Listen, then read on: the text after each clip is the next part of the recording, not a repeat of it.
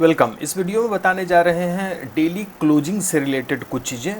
Daily closing मतलब employ काम करता है, सारा दिन काम करने के बाद जब उसका शिफ्ट ख़त्म होता है तो वो अपना जो भी कैश कलेक्शन है वो ऑनर को हैंड ओवर या भी जो भी वहाँ होते हैं मैनेजर उसको हैंड ओवर करता है, फिर जाता है। तो उसको हम डेली वे में रिकॉर्ड कर सकते हैं और उसके लिए दो तरीका हो सकता है। एक तरीका तो ये है कि हम ट्रांजैक्शन में चले जाएं, ट्रांजैक्शन के अंदर रिसिप्ट होता है और यहाँ पे फ्रॉम यूज़र होता है। यहाँ पे जाएं, यहाँ पे हमें रेफरेंस नंबर नहीं देना, ये ऑटोमेटिक आएगा।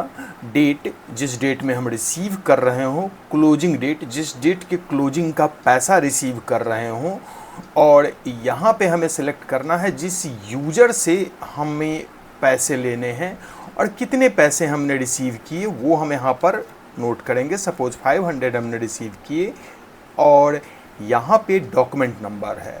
डॉक्यूमेंट नंबर तभी यूज होगा जब हम कोई वाउचर साइन करवा रहे हो, उसका नंबर वगैरह रिकॉर्ड करना हो तो, अदरवाइज इसकी आवश्यकता नहीं है। और ऑप्शनल एक रिमार्क है, ये एक तरीका हो सकता है।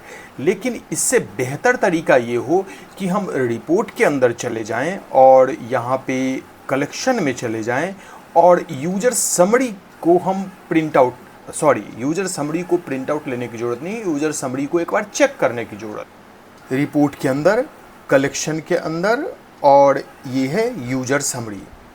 यूजर समरी में जाना है, गलत जगह चले गए थे।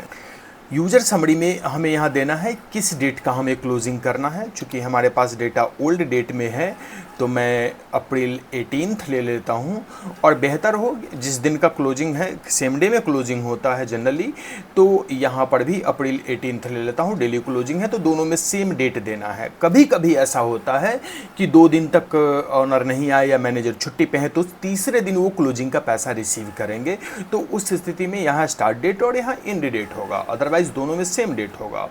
और उसके बाद यहाँ पे यूज़र का नाम, लॉगिन आईडी देना है। नेक्स्ट कर लेते हैं। यहाँ पे कोई रिकॉर्ड अपीयर नहीं हुआ, एक बार मैं बैक कर लेता हूँ। इस यूज़र में नहीं है, किसी और यूज़र में मैं ले लेता हूँ। हाँ, यहाँ पे इस यूज़र में डेटा है तो इस यूज़र का सारा कलेक्शन यहाँ पे आ जाता है और यहाँ पे डिटेल्स है। और यहाँ पे जो सिंबल है, अगर हम इस पर क्लिक करें तो सीधे रिसीविंग के लिए आ गया। जो भी हमने डेट दिया था, एक्चुअली हमने 16 to 17 अप्रैल सेलेक्ट कर लिया था, और मैं इसका क्लोजिंग सपोज करें कि 17 को कर रहा हूँ तो 17 अप्रैल यहाँ पर सिलेक्ट होगा। और जो भी अमाउंट वहाँ दिखाता है उस अमाउंट को यहाँ भरेंगे, डॉक्यूमेंट नंबर भरेंगे, रिमार्क भरेंगे और सेव करेंगे। इस तरह हमारे पास डेली का रिकॉर्ड मेंटेन होगा। That's all.